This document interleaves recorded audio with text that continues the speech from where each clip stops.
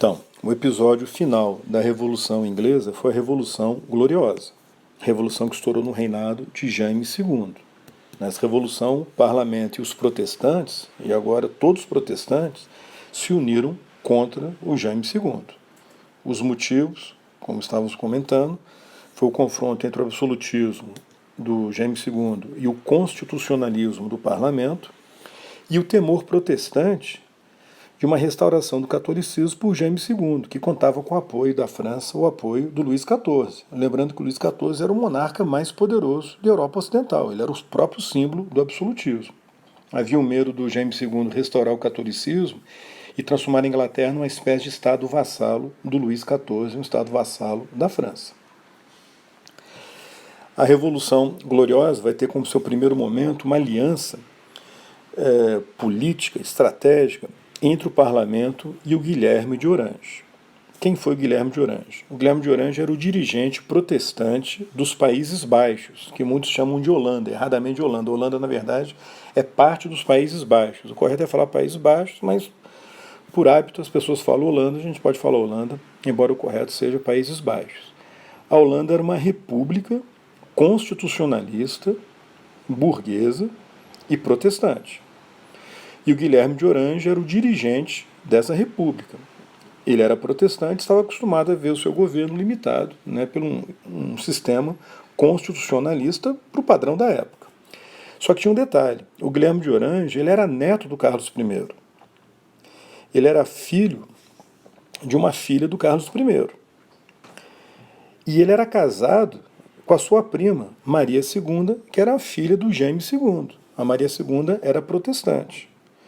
E a Maria II tinha direito ao trono da Inglaterra, por ser filha dele. E o Guilherme de Orange, por ter parentesco também, ser por parte de mãe da família Stuart, por pai ele era Orange, por mãe ele era Stuart, também tinha direito ao trono da Inglaterra. Então o parlamento fez um acordo com o Guilherme de Orange. O acordo era o seguinte: Guilherme e Maria II iriam assumir o trono da Inglaterra e reconheceriam o poder do parlamento.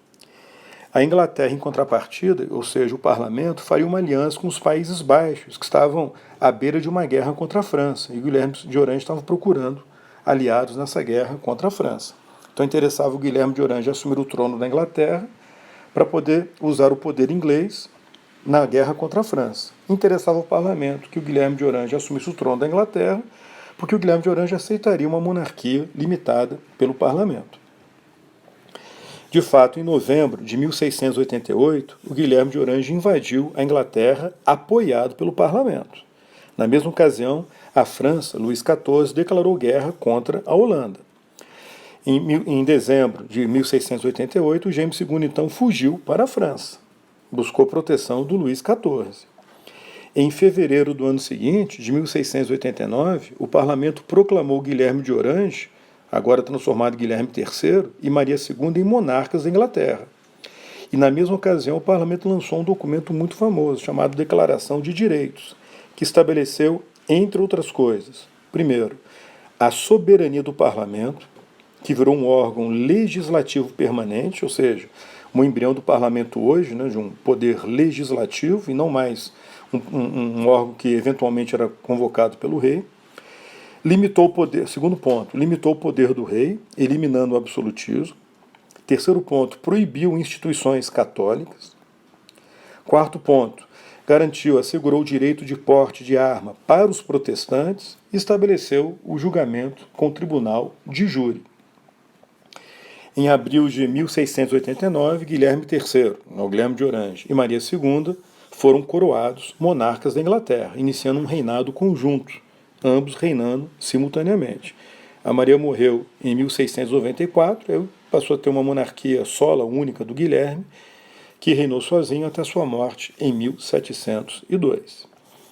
Em maio de 1689, ambos lançaram o Ato de Tolerância, assegurando a liberdade religiosa para os protestantes. Os católicos não tinham liberdade religiosa na Inglaterra até o início do século XIX. E em dezembro de 1689 foi lançado o famoso Bill of Rights, a Carta de Direitos, que muitos confundem com a Declaração de Direitos. E geralmente aparecem nos livros didáticos como Declaração de Direitos e tal, e pode considerar como tal em termos de vestibular, né, em termos de paz. Foi um documento elaborado pelo Parlamento. Ele confirmou a Declaração dos Direitos, que foi incorporada, acrescentou outros direitos, como a abolição da tortura, e simbolicamente encerrou a Revolução Gloriosa. Logo, encerrou a Revolução Inglesa. A Revolução Gloriosa ela foi justificada, legitimada pelas ideias de John Locke, que é considerado o pai do liberalismo político, autor do livro Os Dois Tratados sobre o Governo, lançado também em 1689. O livro foi escrito antes, mas ele é lançado nesse ano. De acordo com John Locke, com as ideias que embasaram a Revolução Gloriosa, o governo foi criado pelos homens e não por Deus. Foi criado pelos homens para defender os seus direitos naturais, os direitos naturais dos indivíduos, o direito à vida, o direito à propriedade e direito à liberdade. E esse poder que o governo recebeu dos homens precisa ser limitado pela lei e pelo parlamento. Por quê?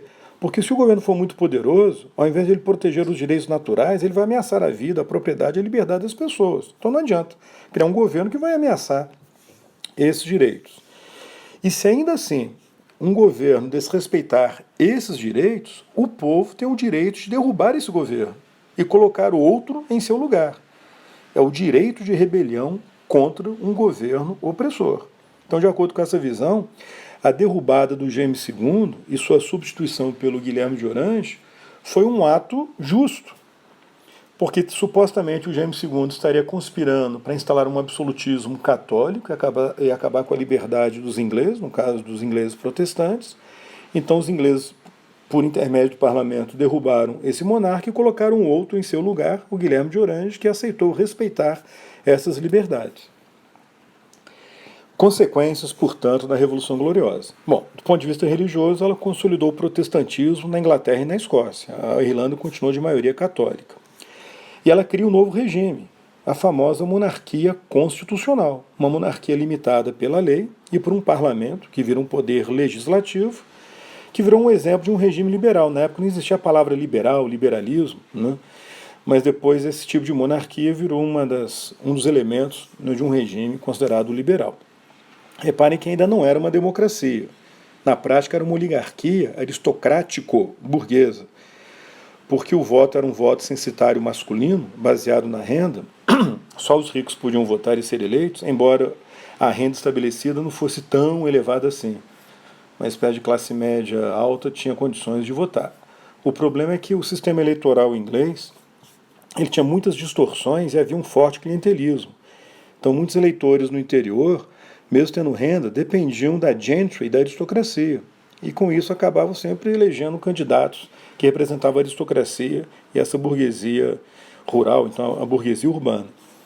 Com isso, o parlamento passa a ser dominado por esses grupos.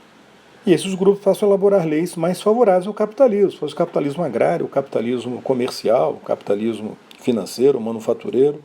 Por essa razão, esse regime foi considerado também um Estado burguês, porque ele cria leis mais favoráveis ao capitalismo. Por exemplo, leis que ampliaram os cercamentos e os enclosures, o que resultou no empobrecimento dos camponeses, na ruína dos yeomen, dos pequenos proprietários, e num tremendo de um êxodo rural de trabalhadores pobres que saíram do campo e foram para a cidade e acabaram engrossando o nascente proletariado em formação, em crescimento naquele momento, formando uma mão de obra pobre, barata, que foi depois importante na Revolução Industrial. Uma outra criação favorável, um outro elemento favorável aí, estabelecido pelo regime criado pela Revolução Gloriosa, foi a fundação do Banco da Inglaterra, em 1694. Um banco que passou a financiar as despesas do Estado inglês nas guerras do século XVIII, por exemplo, emitindo títulos públicos que eram comprados no mercado inglês e forneciam com isso recursos imediatos para o governo.